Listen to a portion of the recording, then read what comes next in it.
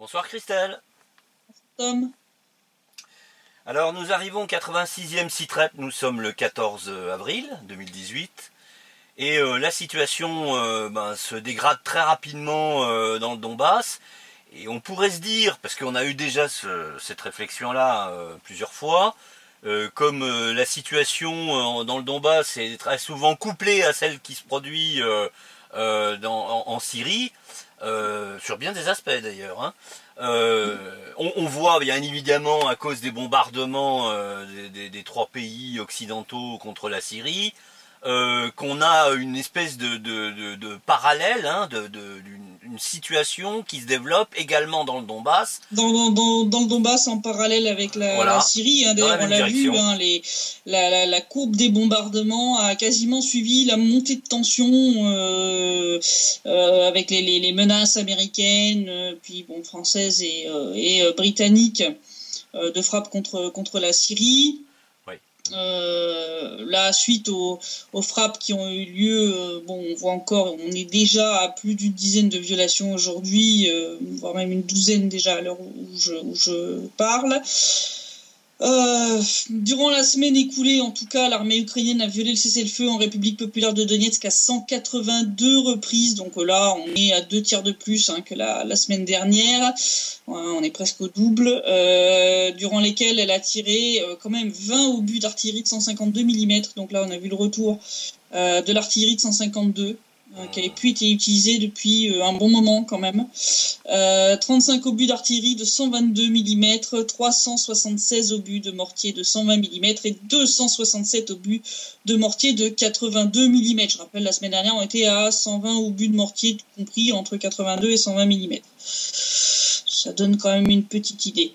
Ah oui, voilà. Mais ça, c'est du gros obus, hein. C'est de la grosse artillerie. 152, c'est terrible. Ce chiffre-là, on a explosé les scores. Hein. Je parle même pas des tirs de véhicules de combat d'infanterie qui ont été extrêmement nombreux, de tout ce qui est lance-roquettes, système de défense anti-aérien aussi, ils les ont utilisés, lance-grenades, armes légères, qui nous portent quand même un total à 3507 munitions tiré en une semaine. C'est quand même 2,5 fois le score de la semaine dernière. Ce qui vraiment inquiète, hein. On va le voir dans la suite de ton SITREP par rapport à une annonce de Poroshenko, mais on a une concordance d'éléments qui rassure pas du tout, hein. Qui rassure pas du tout. Ces tirs ont touché 18 localités de la République, donc bien plus que la semaine dernière. Et il faut y rajouter 19 violations et 298 munitions durant les dernières 24 heures. Donc comme on voit, c'est resté quand même relativement élevé. Donc on a eu un pic à 45 violations. Donc avant-hier, 45 violations et plus de 1000 munitions tirées en une journée. Ça a été vraiment extrêmement violent. Et donc là, je dis pour les prochaines heures, ça va continuer, hein, parce que le Centre conjoint de contrôle et de coordination du cessez-le-feu, on a des annonces de nouveaux bombardements quasiment toutes les 15 minutes là depuis tout à l'heure. Donc à mon avis, on va de nouveau atteindre des scores, je pense, assez élevés. Le bilan humain suite à ces bombardements est malheureusement assez élevé si on compare au reste du début de l'année, avec 3 soldats de l'RPD qui ont été tués. J'ai eu des échos de plusieurs blessés, mais j'arrive pas à avoir de confirmation du nombre exact, mais plusieurs soldats auraient aussi été blessés, et on a 7 civils qui ont été blessés, principalement à Kuibyshevski, dans le district de Kuibyshevski, et à Staromykhailovka, donc lors de cette journée où on a eu un nombre de violations record. Les destructions se comptent en centaines d'appartements privés de fenêtres, plus de 40 bâtiments ou habitations endommagés au total cette semaine. Donc principalement de nouveau dans ces districts qui ont été sérieusement bombardés par l'armée ukrainienne. Donc j'ai fait un reportage cette semaine. Hein, ils sont pas allés de main morte. Ils ont tiré de 5h du matin jusqu'à 6h30, 7h. Heureusement, la plupart des gens dormaient, ce que on dit les habitants de Kuibyszewski que j'ai interviewé. Ils disaient heureusement que les gens en fait étaient chez eux, parce que beaucoup de ces obus sont arrivés dans les cours intérieures d'immeubles ou sur des rues, enfin vraiment sur l'asphalte, sur la chaussée, quoi. Donc si ça avait été en pleine journée, je te raconte pas la boucherie, quoi. Un carnage. Là, ça aurait été un bain de sang. Donc la chance qu'on a eue, c'est que ils ont tiré quand les gens dormaient encore. Et que donc il y avait personne dehors. Sans ça, ça aurait été un bain de sang. Et c'est pas prêt de s'arranger puisque les armes lourdes sont toujours présentes sur la ligne de front, comme l'ont détecté les services de renseignement de la RPD, qui ont trouvé 66 pièces d'armement lourd ukrainien près de la ligne de contact. Je rappelle, en violation des accords de Minsk, puisque ces pièces devraient être à au moins 15 km de la ligne de front et dans des zones de stockage dédiées.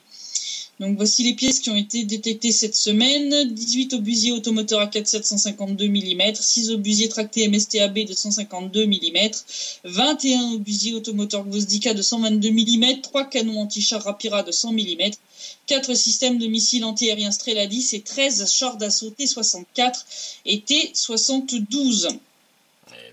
Voilà. Donc puis tirer sur les zones civiles, c'est pas suffisant pour eux. Avant-hier, donc le 12 avril à 14h, l'armée ukrainienne a tiré sur le village de Zaïtsevo, y compris sur un bus scolaire qui ramenait les enfants de l'école. Je rappelle, c'est pas la première fois qu'ils font ça à Zaïtsevo. Donc il faut savoir que ce jour-là, à la demande des représentants ukrainiens au sein du CCCC, les soldats de la RPD stationnés à Zaïtsevo respectaient depuis le matin un cessez-le-feu strict pour permettre aux soldats ukrainiens de récupérer le corps d'un des leurs, qui était mort le 8 avril. Au lieu de respecter eux aussi le cessez-le-feu, donc dès 14h, les soldats ukrainiens ont commencé à tirer avec des armes légères sur le village et ses environs, y compris la zone où se trouvait donc un bus scolaire rempli d'une trentaine d'enfants revenant de l'école. Il faut savoir que dans le monde russe, l'école elle se termine assez tôt. Les enfants rentrent de l'école assez vraiment en début d'après-midi. Donc ils le savent, je veux dire, c'est pas neuf. Les soldats de l'RPD se sont rendus sur place en urgence et au péril de leur vie ont mené l'évacuation des enfants vers une zone sûre en les protégeant littéralement de leur corps pendant qu'ils les sortaient du bus. Donc je connais les soldats qui ont mené cette opération, ils en ont parlé. Ils nous ont expliqué qu'effectivement ils ont vraiment, ils protégeaient vraiment les gamins, ils leur servaient de gilet pare-balles, quoi. C'est vraiment ça. Une fois que les enfants ont été mis dans un abri anti-bombardement, les soldats ukrainiens ont continué à bombarder et à tirer sur le village. Ça a duré plus d'1h30. Et en fait, l'information initiale que j'avais, c'était que c'était pendant les bombardements, mais en fait, c'est un sniper qui a abattu en fait l'un des soldats de la RPD qui avait participé à l'évacuation des enfants. Donc, il s'appelait Boris. Donc, c'est un soldat que je connais, avec qui j'avais passé du temps l'année dernière, lorsque j'avais passé 48 heures à Zaïtsevo avec les soldats. Boris, en fait, a reçu une balle de sniper. Il était encore en vie après qu'il a été touché, mais en fait, la balle a touché une artère. Ah oui, ça...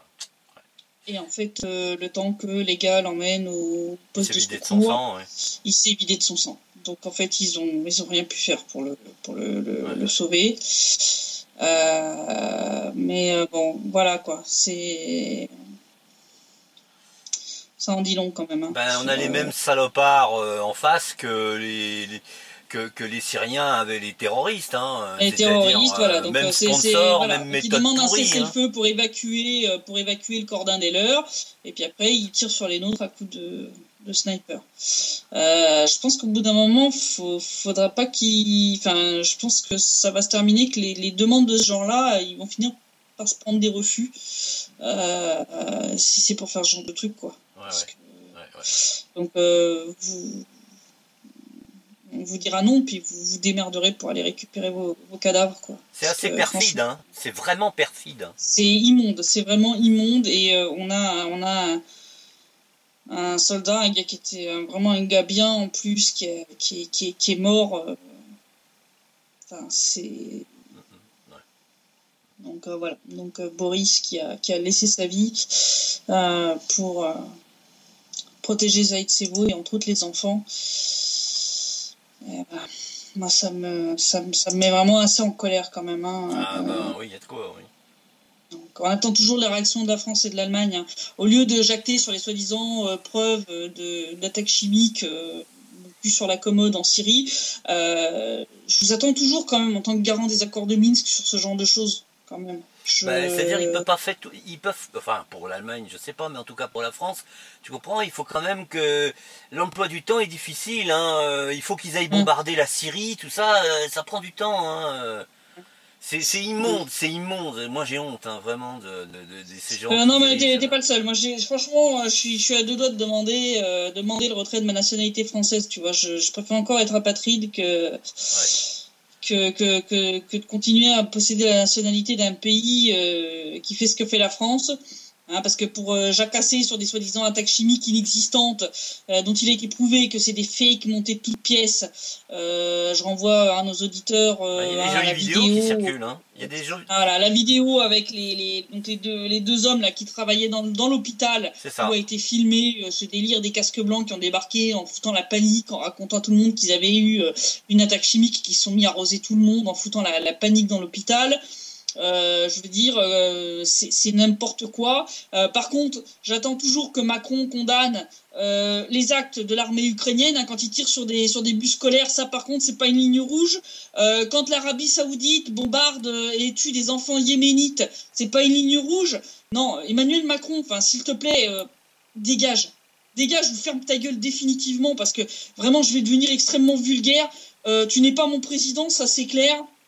Et je pense qu'il y a de plus en plus de Français pour qui tu l'es pas. Et très sincèrement, là, moi, ça me file la gerbe. Ça me file la gerbe, tu vois, que quand l'Ukraine balance des obus au phosphore sur Zaïtsevo, parce que Zaïtsevo a reçu des obus au phosphore, et c'était démontré. Hein. Sur la station d'épuration de Donetsk, là, c'est pas une ligne rouge. Quand l'armée ukrainienne tire sur une station d'épuration qui contient des tonnes et des tonnes de chlore, hein, et là, c'est pas fictif. Et là, le père Macron, on l'entend pas. Alors, faut arrêter les conneries, quoi. Arrêtez de vous cacher derrière le droit international avec lequel vous vous torchez comme avec un rouleau de papier toilette. Moi, ça me fout en rogne, mais vraiment, ça me fout en rogne. Je veux dire, là, on atteint vraiment des sommets de cynisme.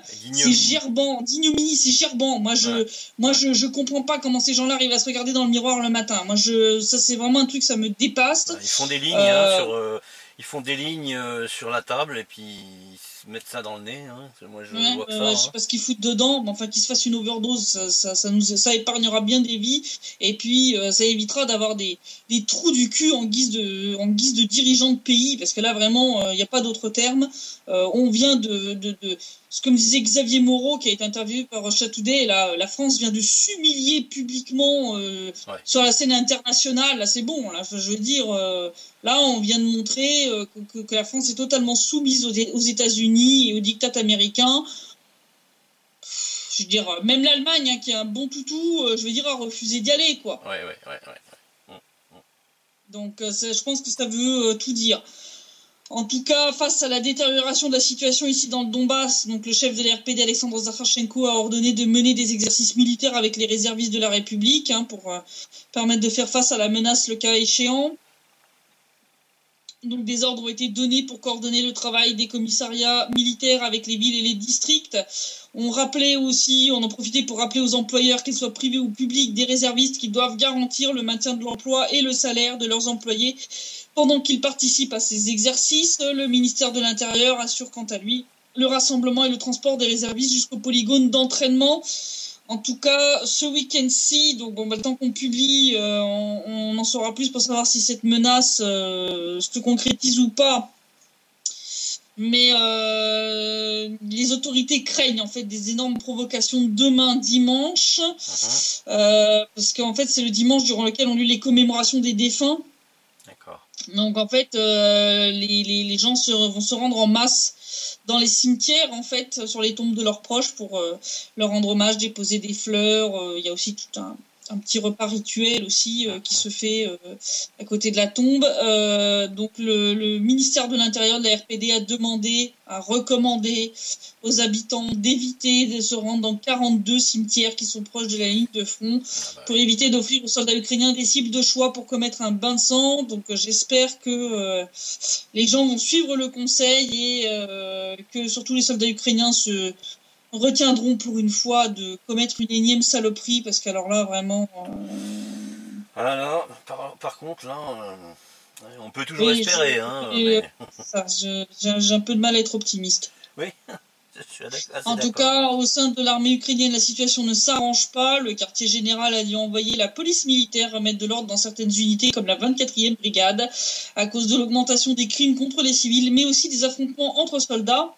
Mais les moyens envoyés ne suffisent pas et le chef de l'unité de police militaire envoyé sur place a demandé à ce qu'on leur envoie de 10 à 30 hommes supplémentaires équipés pour faire face à des émeutes.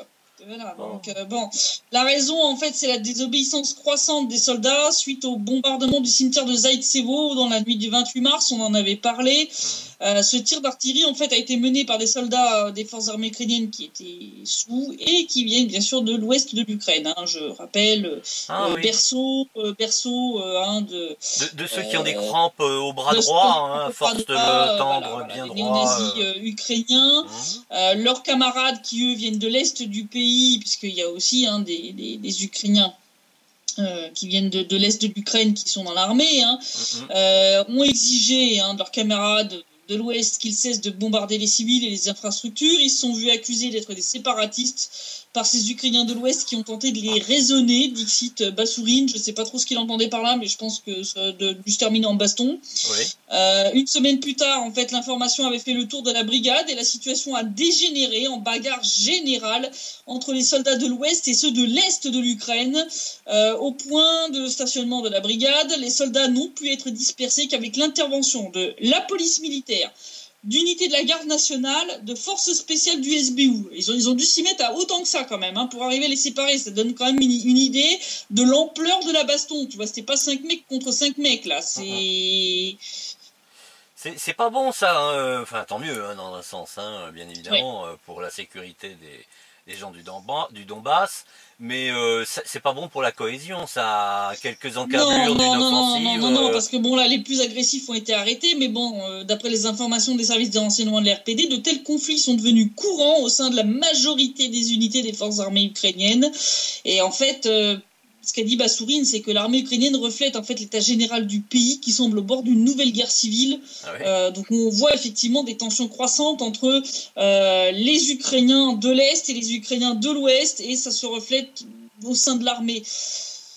C'est pas top quand même pour eux. C'est quand même assez mauvais. Pendant ce temps-là, d'ailleurs, ça se tend en Transcarpathie, où l'armée ukrainienne a envoyé l'armée et l'OSCE a envoyé des observateurs. Il y a eu une attaque contre un centre culturel, comme il y avait eu contre le centre culturel russe à Kiev. Donc là, à mon avis, l'Ukraine, ils sont bien partis pour se taper un deuxième conflit interne, si pas plus, si pas une scission totale du pays. Et au niveau de l'armée, l'état de remplissage des unités n'est pas parti non plus pour s'améliorer. Après que le gouvernement ait fait voter des amendements à la loi sur le service militaire qui risquent d'aboutir au fait que 8000 soldats, dont plus de 800 officiers, recevront le droit d'être démobilisés. Je pense qu'ils vont saisir l'occasion en vol. Oui. Puisque un bon tiers des soldats ukrainiens qui sont sous contrat n'ont pas l'intention de renouveler ce dernier une fois expiré, surtout les officiers supérieurs. Ça, c'est pas bon du tout. D'après les données obtenues par les RPD, les brigades les plus impactées en termes de réduction seront la 72e brigade, avec jusqu'à 38,9% de soldats en moins, la 24e brigade avec jusqu'à 48,5% de pertes, la 26e brigade avec 35,8% et la première brigade de chars d'assaut avec jusqu'à 41,1%. Donc il y a des unités qui risquent de perdre la moitié de leurs hommes, quoi. Bon, je fais référence à quelque chose que tu avais révélé il y a quelque temps déjà. Je crois que l'armée ukrainienne va devoir recruter parmi les sangliers. Ouais. Parce qu'en plus de ceux qui sont démobilisables et qui vont se sauver en courant, ceux qui ne peuvent pas être démobilisés se sauvent aussi. Puisque depuis le début de l'année, on en est quand même à 1521 désertions quand même. Hein. 1500. On est qu'au mois d'avril. Ouais. Voilà, il y en a 815 qui ont été arrêtés, donc ça veut dire qu'il y en a quand même encore 700 et quelques qui se trimballent toujours dans la nature. Je veux dire, ils sont mal partis quand même. Hein. Ouais. Non, mais ils vont être obligés de remplir les trous par des sangliers. Ça, c'est, voilà. Je pense que ça va se terminer comme ça. En tout cas, au niveau activité de drones, les drones américains continuent de mener leur petite visite dans le ciel du Donbass. Entre autres, lundi 9 avril, de nouveau un Global Hawk de l'US Air Force qui a mené une mission de reconnaissance le long de la ligne de front dans le Donbass. Comme d'habitude, ce drone a décollé de la base aérienne de Sigonella en Sicile avant de franchir la frontière entre l'Ukraine et la Roumanie au nord de la Moldavie et de mettre le cap sur le Donbass. Je rappelle que ces drones sont dotés d'une portée de reconnaissance qui va jusqu'à 200 km. Donc ça leur permet non seulement de surveiller ce qui se passe en RPD et en RPL, mais aussi sur le territoire russe frontalier. Voilà. Voilà. La dernière visite de ce genre de ce drone américain avait eu lieu le 4 avril. Donc, un tous les 5 jours, ça reste actif quand même. Hein. Oui, oui. Ça reste actif. Et donc, puisqu'on en parlait, on avait parlé la semaine dernière de ce changement entre l'opération antiterroriste et l'opération des forces interarmées. Donc on a plus d'informations sur la date de lancement de l'opération des forces interarmées, puisque Poroshenko a annoncé lors d'une interview télévisée que cette dernière sera finalement lancée le 30 avril. Donc on avait parlé la semaine dernière d'un lancement au mois de mai, mais finalement c'est le 30 avril. Ils ont l'air d'avancer un petit peu les dates. Donc elle devrait remplacer la prétendue opération antiterroriste. Pour lui, ce nouveau format devrait améliorer l'efficacité de la coordination entre les différentes forces armées comme la garde nationale, l'armée, le SBU, les gardes frontières et la police.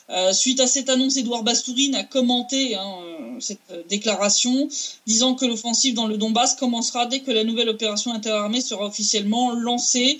Il a tenu à rappeler aux soldats ukrainiens que si en 2014 le plus gros des victimes côté Donbass étaient des civils et que les soldats ukrainiens avaient été vaincus et décimés par la milice populaire, en 2018 c'était une armée professionnelle qu'ils vont devoir faire face et que leurs pertes seraient très supérieures à celles de 2014. Alors ce qui accrédite d'ailleurs le scénario offensif. Donc on avait parlé des armes lourdes présentes sur la ligne de front. J'ai eu des informations de quelqu'un qui est côté ukrainien qui m'a confirmé avoir vu passer vraiment des convois de véhicules de transport de chars qui avaient déposé donc genre une bonne dizaine de véhicules de transport, donc c'est des gros camions sur lesquels les chars sont montés pour pouvoir être transportés sur de longues distances, qui ont été apportés vers Konstantinovka. Donc ça s'active côté ukrainien et ça c'est pas bon quoi. Je veux dire clairement t'amènes pas des quantités comme ça de chars d'assaut pour faire joli. Ah bah c'est clair, oui. Voilà. Si on regarde l'évolution générale de la situation en Ukraine, ça s'améliore pas et pour beaucoup d'analystes ou de politiciens d'ailleurs, la période la plus difficile pour l'Ukraine est encore à venir. C'est ce qu'a déclaré en tout cas l'analyste politique Alexandra Safov sur Radio Sputnik. Il a dit, je cite, dans la déclaration de Poroshenko sur les épreuves les plus difficiles qui ont été laissées derrière pour les Ukrainiens, il y a une certaine fourberie. Poroshenko essaye de ne pas voir 2019 quand l'Ukraine devra rembourser les crédits étrangers, extérieurs. Ce montant est si colossal que les politiciens ukrainiens essayent de ne même pas y penser, puisqu'il n'y a aucune chance de rembourser quoi que ce soit et qu'aucun nouveau revenu n'est prévu. L'Ukraine ne remplit pas les exigences du FMI ou d'autres institutions financières internationales. Par conséquent, dans le sens économique social, l'Ukraine devra encore faire face à toutes les périodes les plus difficiles, a déclaré le politologue. Il a aussi noté que les volontés d'émigration au sein de la population ukrainienne vont non seulement vont continuer, mais vont même s'intensifier. Il a dit, il ne fait aucun doute que le vecteur des migrations, quand les Ukrainiens vont massivement n'importe où, là où il y a la moindre opportunité de gagner de l'argent, continuera et s'intensifiera.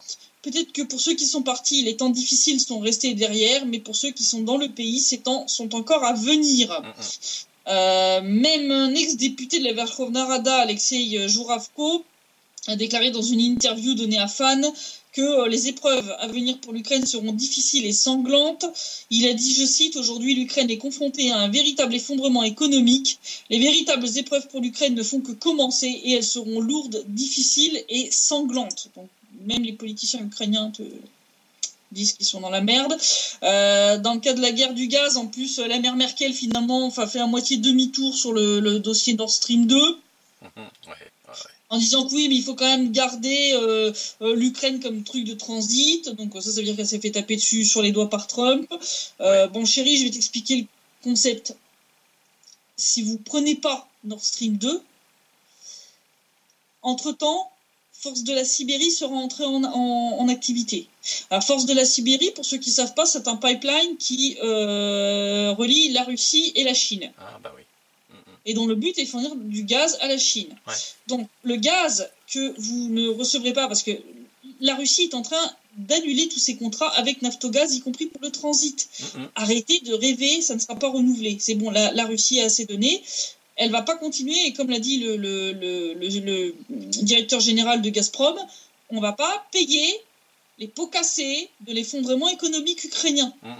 C'est pas le rôle de Gazprom de renflouer l'économie ukrainienne. Ah bah, c'est clair, il n'y a aucune raison. Donc, la Russie va annuler complètement tous ses contrats d'ici 2019. Donc, si vous ne faites pas construire Nord Stream 2, c'est cuit. Vous allez vous retrouver avec le bec dans l'eau, pour rester très poli. Vous allez vous retrouver dans la merde. Vous allez vous retrouver à devoir faire venir du gaz de pétrole liquéfié par bateau depuis les États-Unis à un prix exorbitant. Peut-être même le double. Les Ukrainiens en font la découverte douloureuse actuellement, puisque là ils ont sorti les prix auxquels ils touchent le gaz.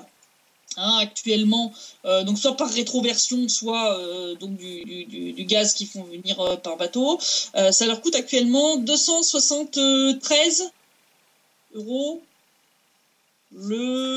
c'est quoi, c'est le mètre cube, voilà. Donc ils le payent plus du double du prix qu'ils payaient le gaz russe. Plus du double. Et puis c'est pas dit que ce soit un gaz, sans danger, hein, parce que. Ça c'est encore une autre histoire. Voilà. Mais je signale quand même pour ceux de nos auditeurs que l'Allemagne a déjà actuellement les prix d'électricité en Europe parmi les plus élevés, si pas les plus élevés. Suite à l'arrêt de ces centrales nucléaires. Bah oui. Que pour compenser l'arrêt de ces centrales, ils ont besoin de charbon et de gaz à pas cher. Merkel, j'ai t'expliqué, si vous ne faites pas passer le Nord Stream 2, c'est cuit. Tu vas te retrouver dans la merde. À mon avis, je pense que le patronat allemand va lui dire arrête tes conneries, voilà. Parce que... Écoute, j'espère pour les Allemands, parce que sinon, je sais pas comment ils vont faire. Ça va être ingérable sur le plan financier. Mais je vous le dis clair et net. Vous n'êtes pas les seuls débouchés de la Russie. Voilà. Réveillez-vous. Pendant ce temps-là, les Chinois, eux, ils prennent des décisions pragmatiques en termes de coopération économique avec la Russie, et Force de la Sibérie avance. Force de la Sibérie sera en état de fonctionnement pour 2019. Le gaz que vous refuserez d'acheter à la Russie le vendra à la Chine. Point. Ne rêvez pas. La Russie n'y perdra rien. Ceux qui vont perdre dans l'histoire, ce sera les Européens. Réveillez-vous, tous. Je vous le dis, vous allez être dindons de la farce. Et en Ukraine, donc j'avais parlé de ce jeu des trônes, où Poroshenko a l'air de vouloir décapiter l'opposition. Oui. Bon, ça a l'air de se confirmer, puisque donc les enquêteurs anticorruption ukrainiens ont déclaré jeudi à l'AFP qu'ils cherchaient à savoir si l'ancien Premier ministre, Yulia Tymoshenko, aurait pris de l'argent de la part de Kadhafi, le dirigeant libyen, pour sa campagne de 2010, campagne présidentielle. Donc c'est le NABU, le bureau anticorruption ukrainien, qui a déclaré qu'il a commencé à étudier l'information liant potentiellement Tymoshenko à l'acquisition de 4 millions d'euros et son utilisation ultérieure pour financer sa campagne électorale en 2010. S'il trouve des signes de crime, le NABU a déclaré qu'une enquête judiciaire serait ouverte. Je rappelle que Tymoshenko est toujours députée, donc elle était Premier ministre à l'époque de Yushchenko, après la révolution orange, qui était en fait le premier Maïdan. Et qu'elle est quand même actuellement parmi les meilleurs candidats pour l'élection présidentielle de 2019 en Ukraine, puisque, comme je l'avais déclaré lorsqu'on avait analysé les résultats de cette étude sociologique, elle battrait clairement Poroshenko dans tous les sondages qui sont faits en Ukraine en cas de duel entre elle et Poroshenko au deuxième tour. Donc en fait, l'information initiale est parue dans le numéro de février du quotidien saoudien. Alors, je vais certainement écorcher le nom, mais Asharq al-Awsat, dans lequel un assistant du fils de Kadhafi, Saïf al-Islam, a déclaré qu'il s'était personnellement rendu en Ukraine pour remettre les fonds à Timoshenko. Il a dit, je cite, je les avais dans une mallette et je me suis rendu en Ukraine à bord d'un jet privé. Je suis arrivé à l'aéroport de Kiev et j'ai livré la mallette au vice-premier ministre. Un porte-parole de Timoshenko a rejeté ces accusations en disant que cette information ne correspondait pas à la réalité et que c'était absurde. Je rappelle qu'après l'élection de 2010 qu'elle a perdue au profit de Yanukovych, Timoshenko avait été arrêté et emprisonné pour abus de pouvoir. Bien entendu, tout l'Occident s'était mobilisé pour dire que c'était un procès politique, etc., etc. Elle avait été libérée après le renversement de Yanukovych, après le Maïdan. Et elle était arrivée en deuxième position lors de l'élection présidentielle 3 mois plus tard. Donc, non, ben voilà, il a fait enfermer Savchenko, maintenant il s'attaque à Timoshenko. Puis après, ce sera Whisky, et puis voilà, parce que Poroshenko sait très bien que le jour où il perd son poste, il risque de perdre la tête avec. Bah, ceci dit, c'est pas sûr qu'il s'en tire vivant dans toutes les options auxquelles il pourrait prétendre. Et surtout qu'il est bien délirant en ce moment. Je veux dire, donc pendant ce temps-là à Kiev, c'est de nouveau Porky. Bon, j'en ai mis qu'un parce qu'il nous a fait une overdose de clownerie, donc j'ai gardé que la plus. Moi, je renonce pas à mon idée. Il faut vraiment qu'ils ouvrent une école du rire à Kiev. Parce que là, c'est. Non, parce que là, Poroshenko, alors tenez-vous bien, je vous jure, accrochez-vous. Poroshenko veut priver la Russie du droit de veto à l'ONU. Oh là là. Quelle idée porcine géniale. Non, mais il est grandiose quand même. Donc il a déclaré ça lors d'une interview diffusée sur la chaîne, la première chaîne TV ukrainienne. Donc il a dit, je cite, l'ONU a besoin d'une réforme immédiate. Le pays agresseur doit être privé du droit de veto. Et le deuxième problème, c'est que nous devons augmenter l'efficacité de la sécurité d'autres alliances, y compris l'OTAN, et ouvrir les portes de cette alliance à l'Ukraine. Bon. Bien entendu, pour justifier ça, les médias ukrainiens comme Ounian ont répété en boucle que la Russie utilisait en permanence le droit de veto pour bloquer les résolutions du Conseil de sécurité de l'ONU. Sauf que depuis la chute de l'URSS, ce n'est plus aussi vrai que pendant la guerre froide. Et encore, parce que même pendant la guerre froide, c'était beaucoup des votes négatifs pour l'incorporation de nouveaux membres au sein de l'ONU. C'était les mesures de rétorsion. Si on regarde de 1989 à maintenant, si j'ai bien compté, parce que j'ai dû croiser plusieurs sources pour faire ce comptage, donc j'espère que je ne me suis pas trompé. Mais en tout cas, ça donne un ordre de grandeur déjà. De 1989 à maintenant, les USA ont apposé leur veto 18 fois, pendant que la Russie l'a apposé 15 fois. Voilà, bon, sans compter la Chine, la France, la Bretagne. Je rappelle aussi une petite règle qui est que à chaque fois qu'un de ces pays vote négativement, cela vaut pour un veto. Et que la Russie étant alphabétiquement avant les USA, puisque Russia vient avant United States of America, si la Russie vote non, les USA sont dispensés de voter, puisqu'il y a déjà eu veto, donc ils ne font pas voter les autres. Donc même si les USA planifiaient de voter contre, leur vote n'est pas pris en compte. Ce qui fausse un peu le truc quand même. Voilà. De plus, pour changer le système de vote à l'ONU, ça c'est à destination de Poroshenko, si tu nous écoutes, pour qui il faut un consensus parmi les membres permanents du Conseil de sécurité, dont fait partie la Russie, c'est pour ça qu'elle a le droit de veto. Oui. Donc ça voudrait dire qu'il faudrait que la Russie vote pour se retirer son droit de veto. Grui. Pour qui Voilà le niveau de connerie abyssale. Alors, entre Macron qui se prend pour Rambo... Non, mais je pense que c'est je pense que les effets secondaires parce qu'on vient de passer les fêtes de Pâques, hein, donc il a dû se goinfrer gaver de de chocolat. Et il a dû zapper qu'il y avait marqué chocolat magique sur tu vois, sur la boîte. Et là, il s'en est mis une bien. Je crois qu'ils ont tous fait une overdose de chocolat oui. magique parce que, je veux dire, aussi bien Macron que la Theresa May, Ouais. les Américains, ou Poroshenko. Jamais que les peuples se réveillent à un moment. Ouais. Comment vous pouvez accepter d'être. Je vous rappelle que ces gens-là sont une minorité, que vous êtes une majorité. Vous avez le pouvoir. La seule chose qui vous empêche de le prendre, c'est que vous pensez que vous l'avez pas. Il y a une bonne dose de gens aussi qui sont bien définis dans ce qu'on appelle le syndrome du larbin. Ouais. Je pense que c'est ça. Je sais bien que le syndrome de Stockholm fait des ravages, que les gens finissent par aimer leurs tortionnaires, les terroristes qui les retiennent en otage. Moi j'appelle ça comme ça, des dirigeants comme ça. Mais à un moment, il serait peut-être temps de vous réveiller quand même. Parce que bon, là la chance qu'on a eue, c'est qu'en fait, vis-à-vis de la Syrie, ils sont en fait concertés. Faut pas se leurrer. Oui, c'est évident. Comme l'année dernière, c'est comme la frappe de l'année dernière. C'est du cinéma. Pourquoi? Parce que la Russie a montré sa détermination, donc ils ont un peu reculé, mais enfin ils ne pouvaient pas totalement reculer parce que sinon ils passaient tous pour des pignous. Mais bon, là le ton de la Russie s'est extrêmement durci. C'est-à-dire que leur comportement ne change rien. Enfin, c'est ce qu'on appelle un demi-pas en avant. Ne suffit pas de toute façon pour faire échouer la Russie. Ça ne changera pas la donne. Voilà. Par contre, ça vient de montrer que les États-Unis, la Grande-Bretagne et la France se torchent le cul avec le droit international, avec l'ONU, parce que je rappelle qu'ils sont intervenus sans mandat de l'ONU. Et que n'en déplaise au communiqué de l'Élysée qui était lénifiant à souhait, non, ce que vous avez fait n'était absolument pas en conformité avec le droit international. Vous êtes comportés comme des bandits, comme des brigands des grands chemins. Enfin, vraiment, là.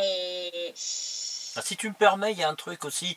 Je pense qu'ils ont fait une énorme connerie parce que ils ont fait ce qu'on appelle une agression unilatérale. Donc c'est un crime de guerre.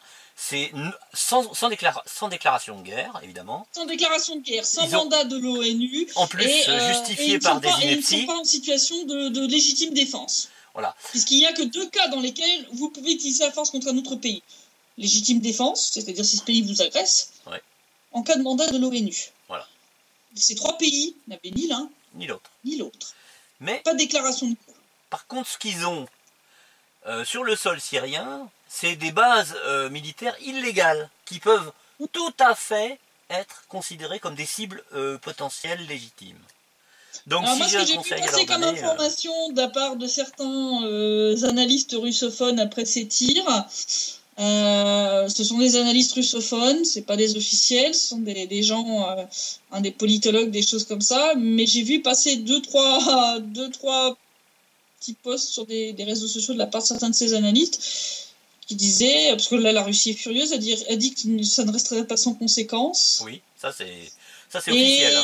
Et ce que certains ont annoncé, donc à confirmer, à voir si c'est ce que fera la Russie. Mais certains ont dit en Syrie on vous a laissé faire pour pas que vous perdiez totalement la face. On va vous en mettre plein la gueule dans le Donbass. Ah oui. Pas impossible.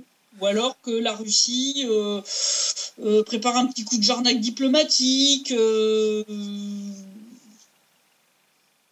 Ouais.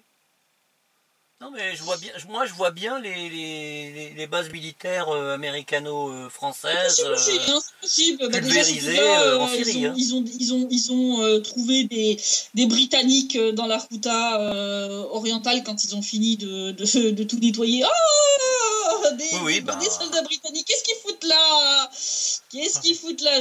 Il y en avait d'autres aussi. Il y en avait d'autres aussi. Essar nous en avait parlé. Il y a 79 officiers de l'OTAN, donc avec des Israéliens, Saoudiens, etc. À l'intérieur du groupe des 79. Et c'est pour ça d'ailleurs qu'il y a eu une hystérie avec l'affaire Skripal et compagnie, parce qu'ils voulaient les récupérer. mais les Syriens en auront tellement marre de voir que les Occidentaux fomentent avec les terroristes des tentatives Ah bah là, de toute façon, la criminelles. Russie a été très très claire. La Russie a clairement incriminé la Grande-Bretagne dans le montage de cette fake news d'attaque chimique à Douma. Oui. Donc là, ils ont pas. Là, c'est même pas oui, on sait qu'il y a des pays qui aident. Non, c'est carrément, ils ont mouillé la Grande-Bretagne de manière directe. Donc là, la Russie, je pense, commence à arriver quand même au bout de sa patience. C'est ça. Méfiez-vous, parce que le moment où l'ours va vous foutre un coup de patte dans la gueule, ça va faire très mal. Bah, c'est-à-dire que les Russes ne sont pas... Et je pense que la réponse asymétrique, comme l'envisagent certains de ces politologues en mode on va un peu laisser pour le moment sur la Syrie, mais on va vous foutre sur la gueule dans le Donbass, c'est pas impossible. Surtout qu'il y a des analystes ukrainiens qui ont dit par exemple qu'ils ne comprenaient pas pourquoi la Russie n'avait pas saisi l'occasion, puisque la loi de réintégration du Donbass est passée, en fait d'occuper effectivement réellement le Donbass. Oui. En disant, mais puisque de toute façon l'Ukraine dit que vous êtes... Allez-y, faites-le. Au moins... Voilà. Oui. Non mais bon, je veux dire, donc... Je pense que la réponse russe, déjà la Russie a menacé de sanctions économiques au niveau des États-Unis. Ils ont menacé tout un certain nombre de trucs, dont la coopération en termes de fusées, etc. Or, je rappelle que c'est grâce aux fusées russes que les Américains peuvent envoyer des astronautes sur l'ISS. Ce qui a valu une petite blague russe. Il y a un officiel, je ne sais pas lequel, qui a dit... C'était Lavrov qui avait dit faut quand même qu'ils se méfient, parce que sinon, ça va être un trampoline qu'ils vont devoir envoyer leurs cosmonautes dans l'espace. Voilà. Alors je pense qu'ils vont être bons pour ça. Une information qui a été trouvée par Hélène Richard-Favre aussi. Antonov. Les Antonov 124 qui sont fournis à l'OTAN, parce que l'OTAN utilise des Antonov. Oh bah. Oui, l'OTAN utilise des Antonov 124 qui sont fournis par une société qui s'appelle Volga. Je te dis pas de bêtises. Attends. Donc c'est une société russe qui fournit ces avions-là à l'OTAN. Et donc voilà, Volga-Dniepr, voilà, je cherchais le nom, Volga-Dniepr. Donc le groupe Volga-Dniepr a décrété qu'il cessait tout approvisionnement à l'OTAN d'Antonov 124. Et ben comme ça ils vont déplacer leur matériel Les médias occidentaux ont bien entendu hurlé à la main du Kremlin. L'a très bien dit Hélène Richard-Favre, les Occidentaux n'ont toujours pas compris qu'humilier les Russes était une très mauvaise chose et que les Russes n'ont pas besoin d'ordre de Vladimir Poutine pour réagir à ce genre de choses. Je conseille à tous les trous du cul de conseillers militaires, stratèges occidentaux, etc., d'aller revoir la campagne de Russie de Napoléon. C'est la population elle-même qui a foutu le feu à Moscou, sans attendre d'ordre du tsar. Chasser l'envahisseur. Les Russes ne vont pas tolérer qu'on les humilie, qu'on les insulte. Le PDG de Volga-Dniepr n'a pas besoin d'un ordre de Vladimir Poutine pour décréter qu'après ce qui s'est passé en Syrie, l'OTAN peut aller se faire voir. Et d'ailleurs, ce que tu viens de dire est très intéressant parce que la déclaration de l'ambassadeur russe à Washington a été: c'est une insulte à Vladimir Poutine, le bombardement sur la Syrie. Une insulte. À mon avis, ils n'ont pas fini d'en payer les pots cassés en Occident. Et je pense que la réponse russe pourrait être relativement asymétrique. Dévastatrice. Et dévastatrice. Pourquoi les Russes n'ont pas... Bon, déjà, ils sont coordonnés. Il y a eu des appels avec Macron, etc.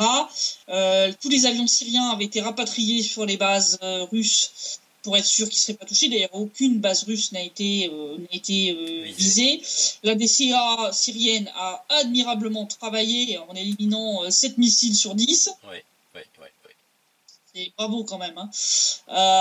Avec des vieux systèmes hein, en plus. Oui, oui. C'est pas les patriotes qui laissent. Non, ils sont des antiquités. Hein. Eux, ils ont des antiquités, les Syriens quand même. Hein. Ils ont des S-200, des boucs, des choses comme ça quand même. Ouais, hein, ouais. Des trucs qui datent de l'époque soviétique. Donc les missiles intelligents, ils ont fait 3 blessés. Ouais. Pour une trentaine de missiles qui sont passés. Ça fait. Niveau efficacité, c'est quand même pitoyable. Pourquoi la Russie n'est pas allée jusqu'à l'affrontement? Parce que la Russie n'est pas cinglée et qu'ils veulent pas de troisième guerre mondiale. Hein, je veux dire, Poutine n'a pas envie d'un holocauste nucléaire mutuel. Hein, donc, voilà pourquoi. Mais il a montré qu'il était déterminé. Donc, c'est pour ça qu'ils ont fait un espèce de demi-pas en avant, mais pas un pas entier, parce que là, ils ont bien senti que il y avait eu quand même des grosses hésitations côté occidental juste avant. Ils continuent de fanfaronner quand même, parce que Macron comme Trump disent que y a une possibilité pour qu'ils recommencent. Hein. Et ils osent. Hein. Qui se méfient. Ouais. Qui se méfient. Je dis, sinon, les astronautes américains, c'est en trampoline qu'ils iront sur l'ISS. Non seulement ça, et je pense que la réponse russe, elle va faire très très mal.